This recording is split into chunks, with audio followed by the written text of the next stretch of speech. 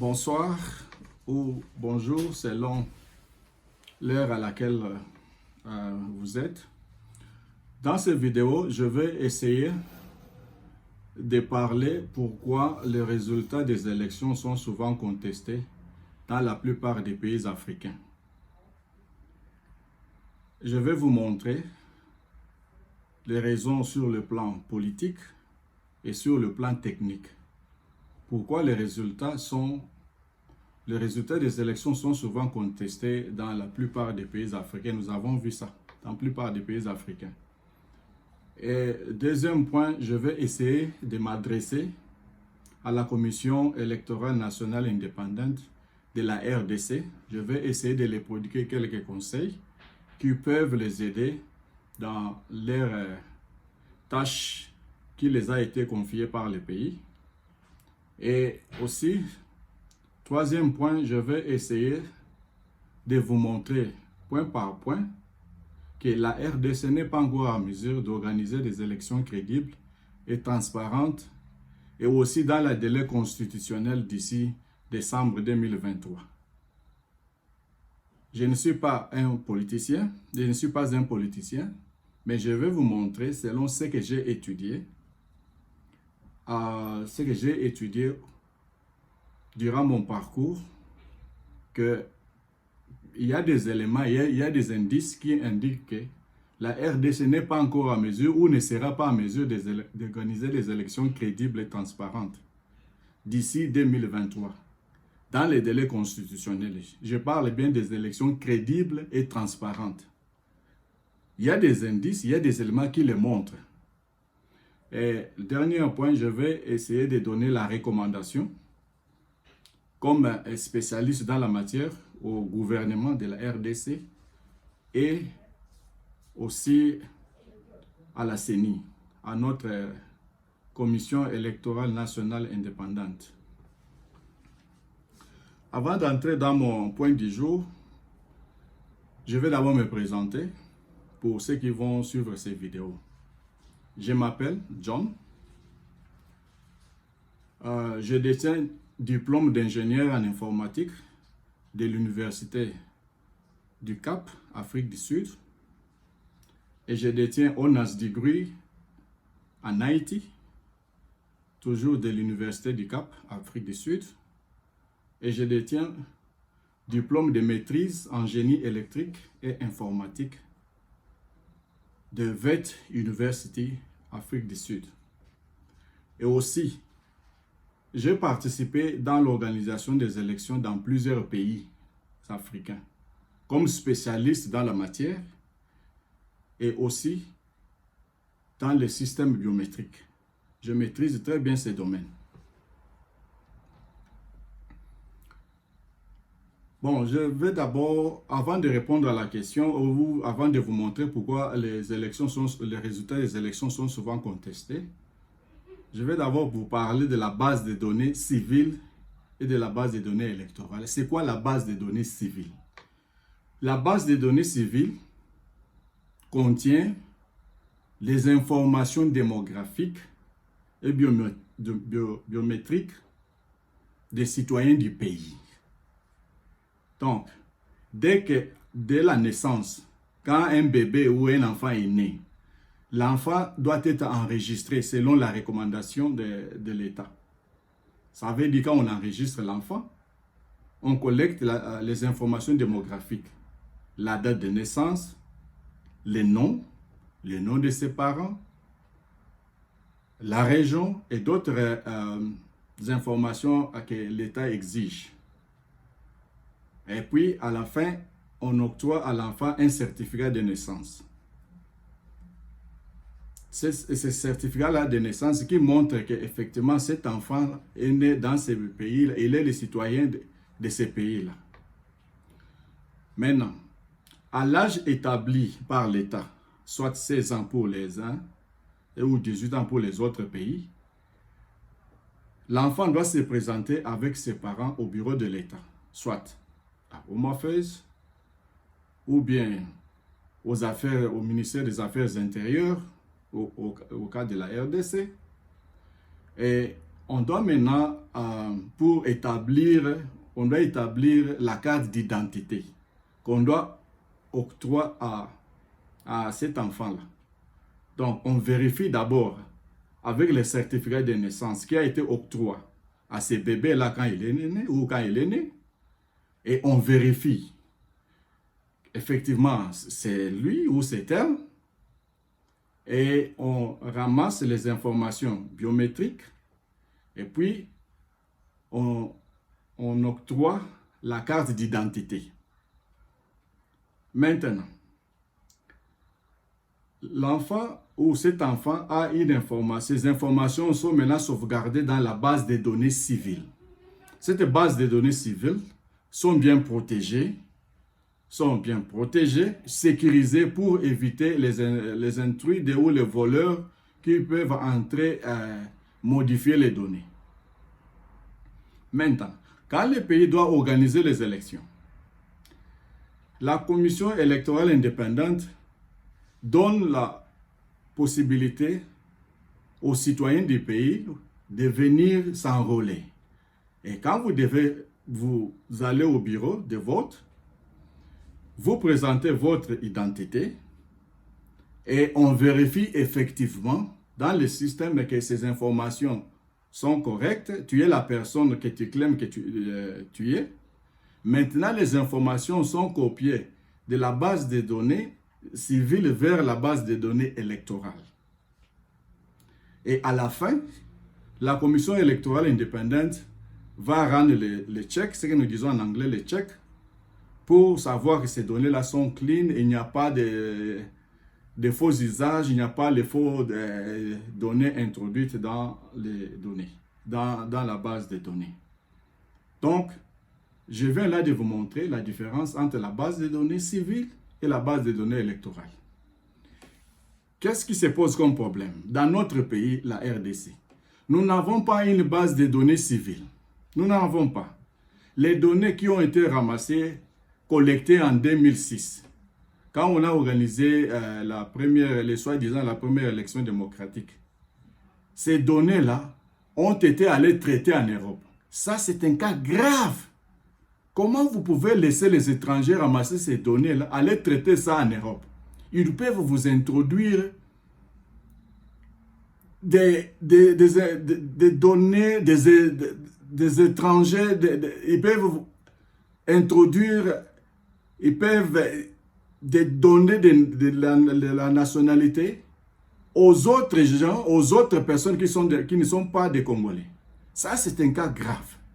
Normalement, la base de données civiles est traitée, est contrôlée par l'État congolais.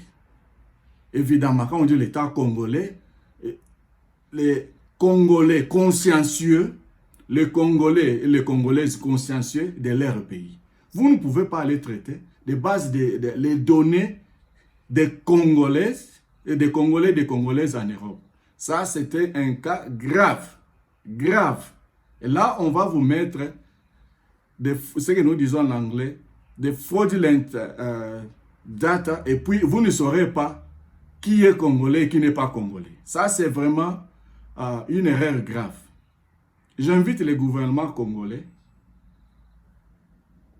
à la prochaine de ne pas faire des choses comme ça. Des données normalement sont collectées par des Congolais et des Congolaises consciencieux et traitées au pays, non pas dans les pays étrangers. Avec ça, vous allez finir par donner des passeports aux gens, des passeports de Congolais aux étrangers qui se prétendent être Congolais pendant qu'ils ne sont pas Congolais. C'est un cas que l'État doit vraiment regarder et engager des Congolais consciencieux et des Congolais consciencieuses qui peuvent vraiment faire le travail et l'amour de la patrie. Maintenant, je réponds à la question pourquoi la plupart des résultats des élections sont contestés en Afrique. Sur le plan politique, nous avons la corruption perpétuée par la commission électorale. Les fonctionnaires de la CENI, ils veulent s'enrichir, alors ils ferment les yeux, ils prennent la corruption, ils s'en foutent, ils veulent s'enrichir.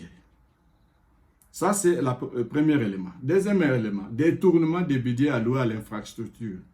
On donne de l'argent pour organiser les élections et cet argent finit par aller dans les poches des individus. À la fin, on arrive à organiser des élections chaotiques où tout le monde va se mettre debout, commencer à contester, excepté les gens qui sont au pouvoir. Troisième élément, manque de la volonté politique de l'autorité au pouvoir. Les organes électoraux sont contrôlés par le gouvernement au pouvoir et ils sont influencés tout le processus au sein de l'organisation électorale, ce qui entraîne le scandale des ponts de vin et la corruption des hauts fonctionnaires pour mobiliser des personnes supplémentaires ou des fantômes sur la liste. Donc, ceux qui sont au pouvoir, ils ne veulent pas perdre, ils tiennent à tout prix à rester au pouvoir. Alors, ils sont prêts à faire de n'importe quoi pour qu'ils restent au pouvoir. Ça, c'est ce qui cause l'instabilité dans la plupart des résultats à publier dans certains pays africains. Maintenant, je vais vous parler sur le plan technique. Parce que ça, c'est mon domaine que je maîtrise bien. De mon expérience, j'ai participé dans plusieurs pays africains, comme je viens de vous dire ici. Ce que j'ai constaté, ce que j'ai vu, d'abord, c'est la mauvaise communication entre le bureau de vote et le site central de traitement des résultats.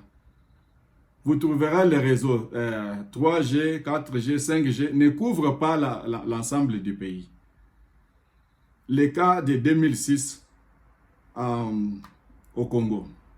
Dans certains bureaux de vote, on prend les résultats, on met dans les flashs, dans les disques pour acheminer vers le site central. Mais est-ce que vous savez qu'est-ce qui va se passer entre les points des bureaux de vote et le site central? On peut trafiquer ces données et vous arrivez avec des données trafiquées qui ne conforment pas à la réalité. Et j'ai vu ça. Des infrastructures médiocres, n'en parlons pas. La corruption, on a déboursé de l'argent. Les fonctionnaires de la CENI prennent cet argent mais dans des poches. Et vous arrivez à des infrastructures médiocres. C'est pour cela, vous n'aurez pas vraiment des résultats expected, comme on dit en anglais. Troisième élément, pénurie de kits biométriques déployés dans le pays. On en a vu des sérieux problèmes de sources d'énergie inégalement déployées dans le pays. Vous déployez des kits qui sont censés fonctionner pendant les heures de vote, mais à cause d'énergie, des batteries duplexes, comme on dit en anglais, et puis c'est fini et ils ne savent plus continuer le travail. Détérioration des kits due à un mauvais stockage et entretien.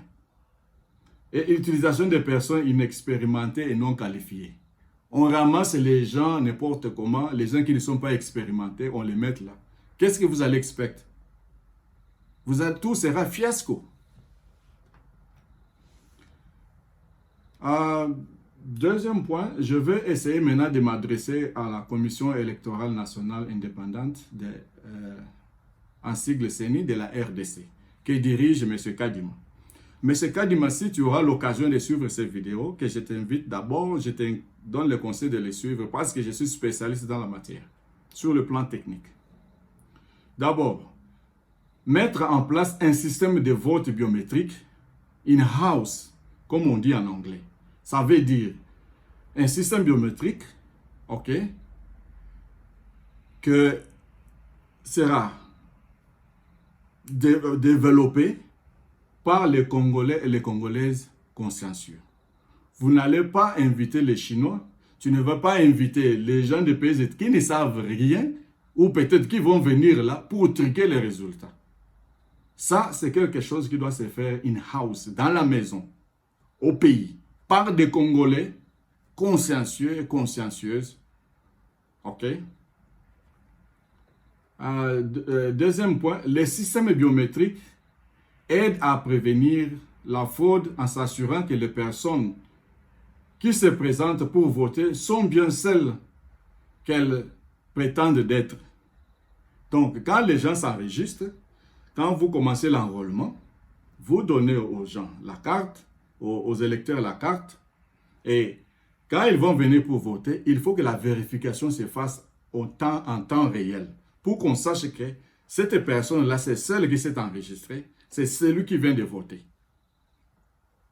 Et aussi, mettre en place un réseau électoral où chaque bureau de vote est connecté au site régional et central. Donc, c'est très important. Chaque bureau de vote doit être connecté au site régional et central. Ça veut dire, chaque bureau de vote, les gens votent.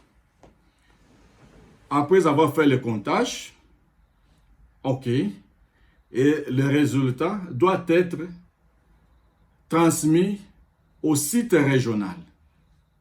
Au site régional, et puis le site régional doit transmettre, après avoir ramassé les résultats de tous les bureaux de cette région-là, doit maintenant transmettre le résultat vers le site central qui est Kinshasa. Donc, mettre en place un réseau électoral où chaque bureau de vote est connecté au site régional central et la vérification de chaque électeur doit se faire en temps réel pour éviter de fraude. C'est très très important. Pour éviter qu'il n'y ait pas les gens qui vont voter plusieurs fois.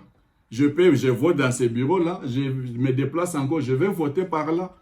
Donc, il faut qu'il y ait, tous les bureaux doivent être interconnectés. Interconnectés pour éviter des fraudes. En d'autres termes, le système électoral doit être interconnecté et bien sécurisé. Quatrième élément, le déballage et comptage des voix doit se faire en présence des médias et des observateurs nationaux et internationaux. Vous ne pouvez pas, quand vous déballez, vous cachez les choses. OK? Vous comptez, vous cachez, à la fin, la population, on ne sait pas qu'est-ce qui se passe. On attend. Non, nous voulons quand les citoyens ou les électeurs finissent de voter, le comptage doit se faire en présence de médias et des observateurs nationaux et internationaux.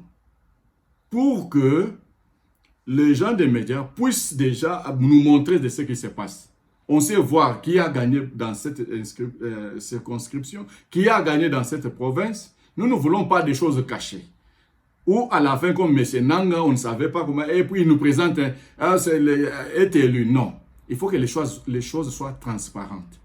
Les résultats de chaque bureau, comptés en présence des observateurs nationaux et internationaux, et puis transmis au site régional. Les médias, en présence des médias, doivent montrer tout ça. Donc, quand le comptage est fini, nous savons déjà à mesure, pendant que les résultats sont déjà transmis bureau par bureau, nous devons voir qui a gagné. Nous avons déjà l'idée qui a gagné ces élections-là. Next élément, combattre le processus de duplication pour supprimer de la base de données biométriques et de toute personne qui apparaît plus d'une fois, empêchant des gens de voter plusieurs fois. Donc, si le système est interconnecté, donc il y a moyen maintenant d'éviter des fraudes. Donc, si quelqu'un va tenter de voter deux fois, nous allons donc, avec le système biométrique, et aussi rendre, comme on dit en anglais, les processus de déduplication, il y a moyen d'attraper qui a voté plusieurs fois. Autre élément, un autre point, empêcher un autre type de fraude. C'est que nous disons les électeurs zombies. On sait que les gens s'inscrivent sous les noms de personnes décédées. On a vu ça. Les gens vont s'inscrire sous le nom de quelqu'un qui est déjà mort. Donc, tout ça doit être contrôlé pour éviter des fraudes. Un autre point, utiliser la technologie d'empreinte digitale et de reconnaissance faciale pour identifier les électeurs aux côtés d'autres données biométriques. Ça va nous aider ça va aider à savoir qui a tenté de voter plusieurs fois. Avec ces données ici, le système va vous signaler qui est cette personne-là qui a tenté de voter 2 fois ou 3 fois. Une telle personne, sa place est en prison. Autre point, utiliser des votes électroniques qui permet de compter instantanément les résultats et les transmettre au poste de contrôle dans chaque région. Donc, chaque bureau, après avoir que les électeurs ont voté, on fait les comptages en présence des médias et des observateurs nationaux et internationaux, comme je venais de le dire. Et quand vous utilisez le vote électronique, ça compte instantanément. Vous savez déjà qui a gagné. Et puis, ces résultats-là sont transmis au site régional. Et puis, le site régional va transmettre au site central qui est Kinshasa. Un autre élément, utiliser le système de sécurité de cryptage intégré avec 4 algorithmes différents pour empêcher quiconque de modifier les résultats.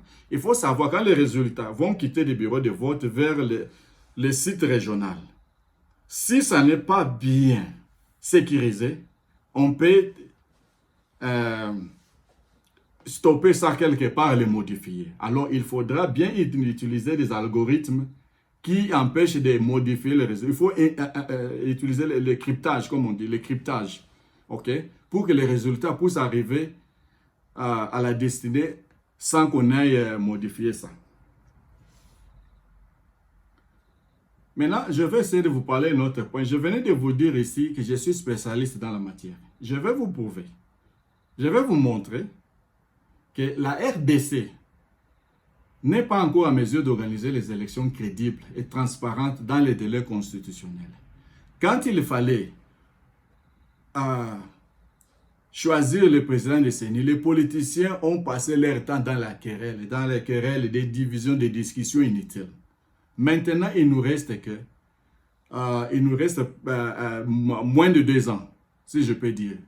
Donc, comme spécialiste, je doute que la Commission électorale nationale indépendante sera en mesure d'organiser des élections crédibles et transparentes dans les délais constitutionnels compte tenu du temps qui nous sépare de décembre et aussi de la dimension continentale de la RDC. 2345 millions de kilomètres carrés, soit deuxième pays en Afrique.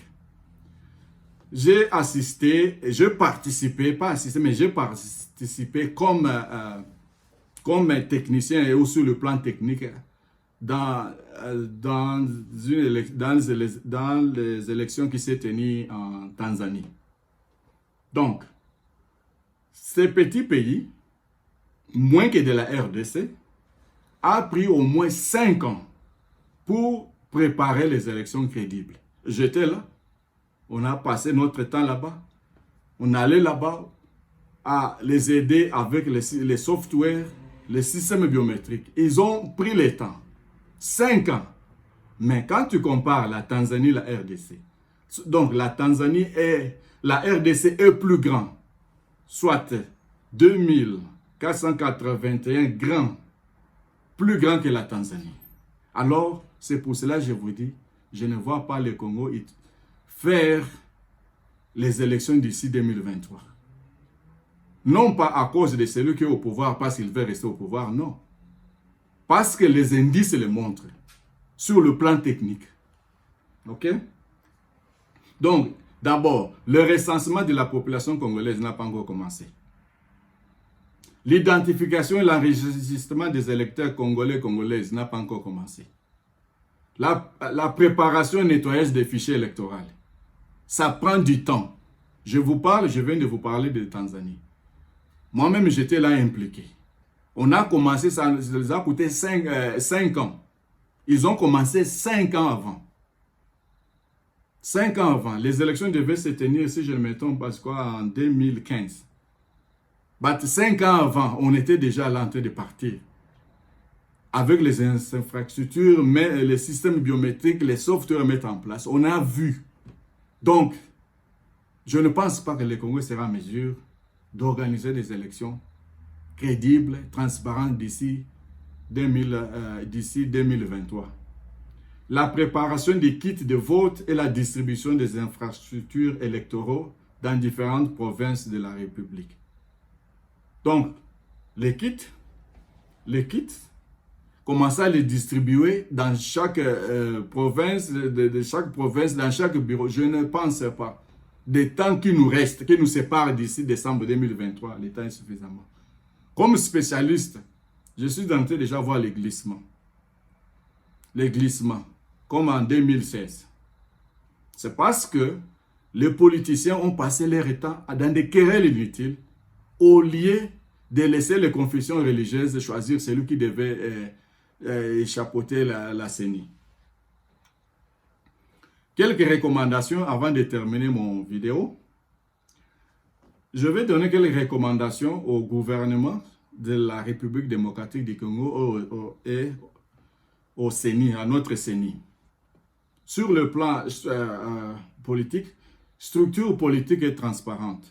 Les gouvernements doivent mettre en place des structures politiques transparentes, claires, dignes de confiance et orientées vers la démocratie.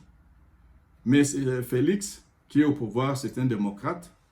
Donc, il est appelé, lui et son gouvernement, à mettre en place des structures politiques transparentes et claires, dignes de confiance et orientées vers la démocratie. Créer un cadre juridique, car les systèmes de haute technologie ne peuvent pas résoudre les problèmes politiques. Je vous ai parlé comme technicien dans la matière, comme spécialiste dans la matière.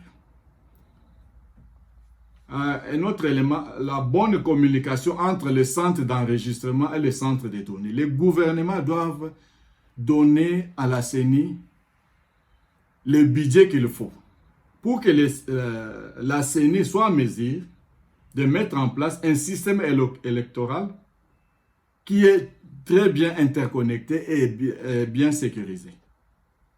Ça demande le budget, ça demande le moyen. La CENI doit mettre en place son propre réseau sécurisé. Je vous ai parlé de ça. N'allez pas chercher les étrangers. Ils vont vous triquer des machines. Nous avons vu. Ils vont vous insérer les faux résultats déjà dans la base de données. Donc, à la fin, ça sera des querelles et des divisions des politiciens. Et mettre en place un cryptage sécurisé des données et d'un transfert automatique des informations vers les sites centrales.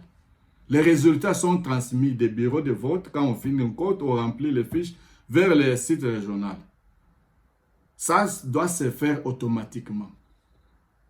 Donc, vous avez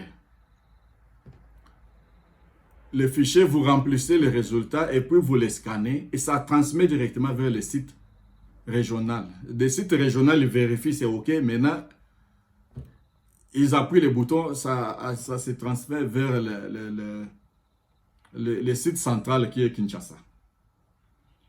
Donc, mettre en place d'un cryptage sécurisé des données et d'un transfert automatique des informations vers les sites centrales. La CENI doit avoir des personnes qualifiées, des bons décideurs. Mais c'est Denis Kadima, je sais qu'il est aussi spécialiste dans la matière, il a observé, il a travaillé comme observateur dans plusieurs élections en Afrique. C'est quelqu'un qui peut prendre des bonnes décisions. Là, je le crois. Et aussi, il faut que les gens qui l'entourent, qu'ils soient entourés de gens qualifiés et des bons décideurs. Les gens qui doivent lui donner aussi des bons conseils, pas des flatteurs qui vont venir pour soutirer de l'argent. Investir dans les infrastructures de qualité et mettre en place des plans de maintenance. Très important. Mettre en œuvre et maintenir des contrôles budgétaires. La CENI doit mettre en place des mécanismes de contrôle de la corruption. Mais c'est Denis Kadima, il faut éviter la corruption. C'est ça ce qui tue le pays. Éviter la corruption, même dans les résultats. Il faut que celui que le peuple congolais a voté, il faut que cette personne-là soit proclamée comme le président de la République. Pas nous laisser dans un scénario où celui qui a gagné, ce n'est pas celui qui a gagné. Vous comprenez de quoi je parle? Donc, veillez à ce que le système électoral soit techniquement, financièrement et politiquement fiable et adéquat. Sur le plan international, ces gens-là nous observent. Ils nous observent. Alors, il faut leur montrer de quoi nous sommes capables. Aussi, faire le recours à des personnes qualifiées et compétentes est indispensable. J'insiste encore, des personnes qualifiées, des gens qui savent. Des gens qui savent. Utiliser un certain nombre de personnes bien qualifiées, compétentes, formées et bien équipées. Des gens qui savent de la matière. Développer des compétences techniques suffisantes internes, c'est très important. Notre CENI doit fonctionner avec des Congolais et des Congolaises. Nous n'avons pas besoin d'aller prendre des étrangers. Parce que ça, c'est un système qui doit être contrôlé par le gouvernement congolais. OK?